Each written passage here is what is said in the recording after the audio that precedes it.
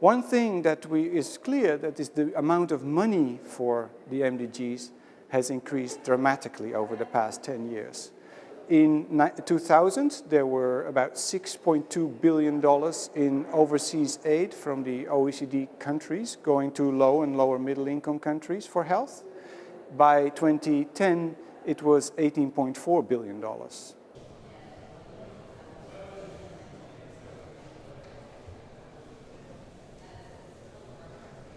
If we look at the total health expenditure per person in a country, we should keep in mind that the difference between a person in the top countries and the bottom countries is still 40 times. So it's 40 times higher in the top than in the bottom countries in terms of money.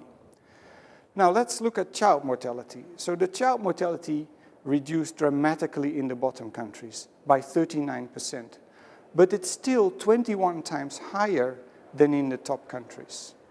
Maternal mortality decreased by 44% since 1990, but it's still 65 times higher than in the top countries. HIV, new infections, reduced by 25% since 1990, but it's still 84 times higher than in the high income, than in the top countries. And tuberculosis mortality also decreased by almost a third, but still it's over 80 times higher than in the top countries.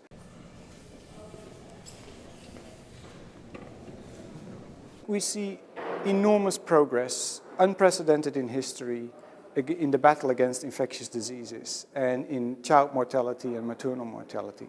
Still, it's far from enough. The world is still an inequitable place, a very inequitable place.